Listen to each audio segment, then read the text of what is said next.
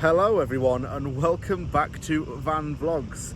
I am way out of my comfort zone today. I have come to Port Coquitlam, a place that I have visited very briefly on 2 occasions in the past, but haven't really delved into too much. I used to think that I'd never really been here, but I must have been kidding myself because I came here once to go to a value village, and at that time I had to come here to do a course for food safety so that I could get hired at my current job. But the reason why I'm coming here is because of Lafarge Lake, this huge body of water behind me, and I'm going to be walking the trail today. It's Sunday, it's my day off, it's beautiful outside, the clocks have gone forward here in British Columbia. The weather's getting warmer in the day, the sky's getting bluer. I've got shorts on for the first time in God knows how long, and there's people around as well celebrating the start of spring, I guess. Comes earlier in British Columbia than other provinces. It's a lovely day outside. I've been looking forward to coming here. It's taken me quite a bit of time to get here because I use public transit, but I'm looking forward to it. And it's just nice to just get out and do something on my day off as well. So I'm going to be having a walk around the lake. It's been a while since I last did one of these. When I first started Van Vlogs, I used to go to all the lakes in Burnaby and vlog them the whole thing. Well, now we're in Port Coquitlam, so same kind of thing, different city.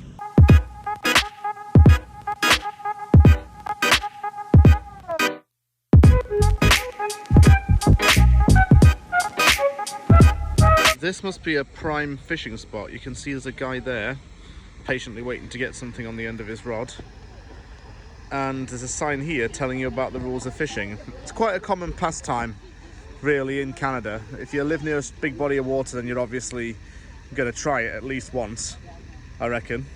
My dad likes fishing, he likes going out on a boat and doing it. Personally, it's not for me, and I think it's a little boring, but that's just my opinion.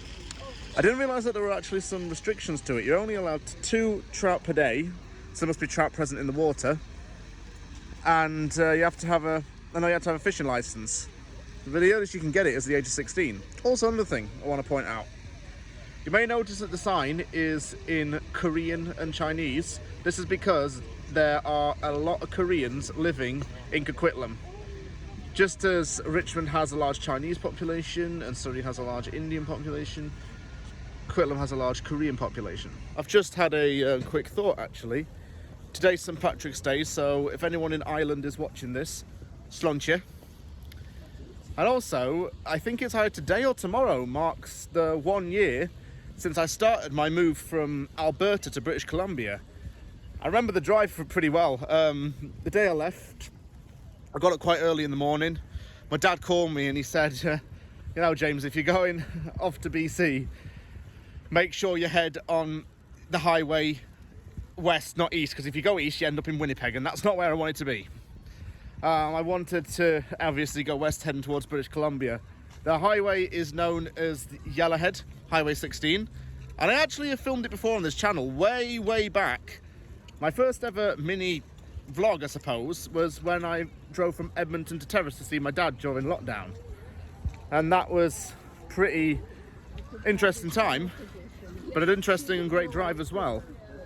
Familiar with the highway as well. Literally all I did was turn left at a junction in Edmonton, and then it's literally straight down that highway for like the next 4 hours, turn off once you're in British Columbia, and then drive down to my dad's house in the shoe shop, and then about a week later I went to my brother's place, stayed with him for a few months. He's probably going to be watching this, so I hope that I wasn't too much of a drag on y'all, and I did try and keep the house clean and all that. He'll probably respond to that after this with something. And then got a job here, got a house, and everything else is history, as I say. I've just been thinking about that recently because it's been a long time, it feels like, since I moved to Vancouver. But it's been good so far. As you can tell from the videos, that I really like the move. And when you get clear water like this and mountains and hills, it's really beautiful scenery, obviously.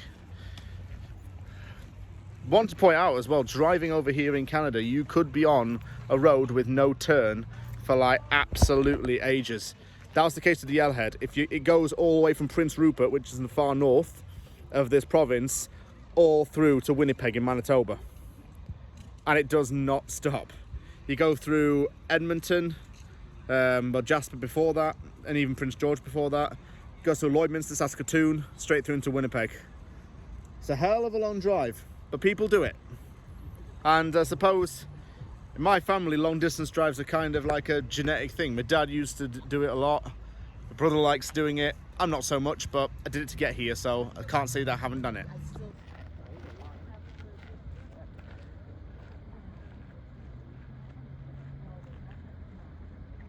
With views like this and with the coniferous hills, you could easily assume that this is somewhere in rural BC. You could even say this is like Whistler or Joffre Lakes or places like that, but it's really not. This is in a city.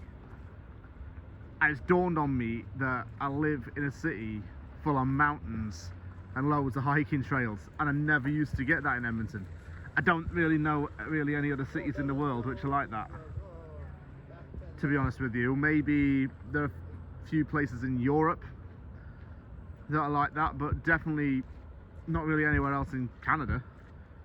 Seattle, of course, would, and Washington State would have these kind of urban mountainous areas, if I could call it that. But Vancouver really is something special. And if I zoom out right now, look at that. That is lovely. I've spent a lot of time sitting on the benches here and just relaxing and taking in the air and just looking around. So relaxing Sunday for me.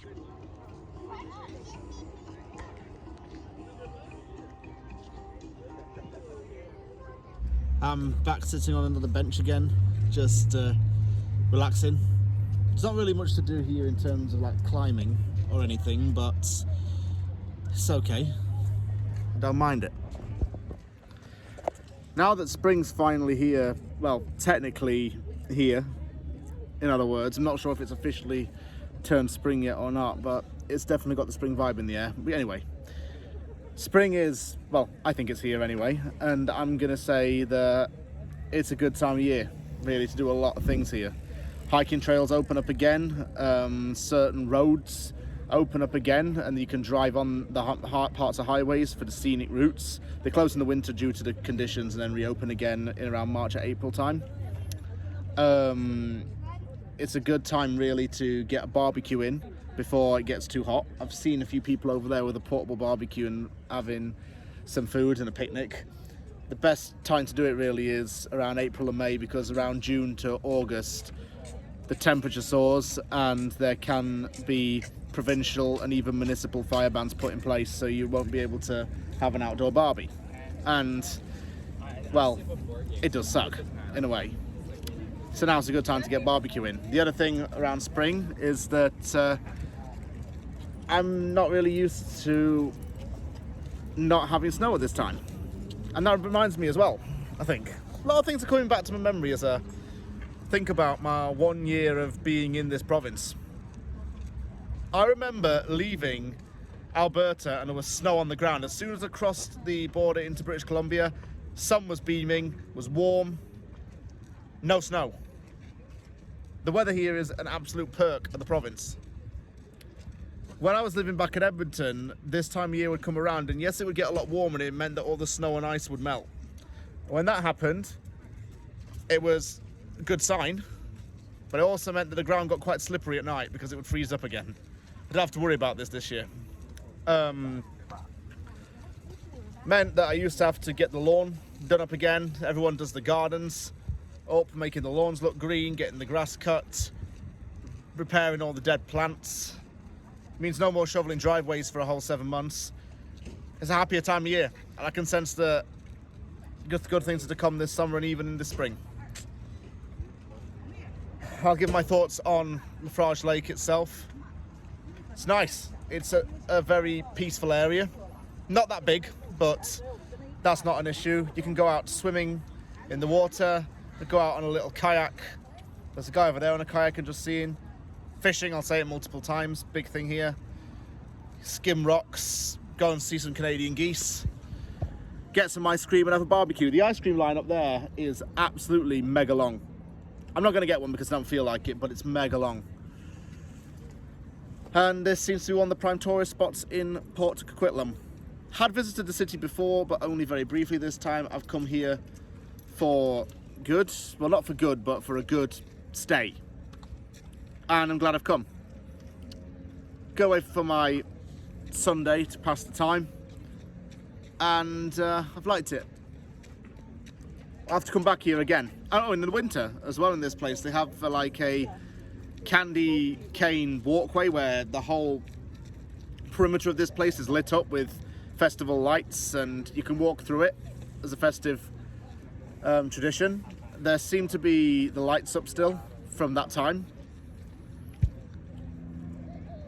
And it can be used for many things. Yeah, I'll definitely be coming back to this place and seeing what else it has to offer.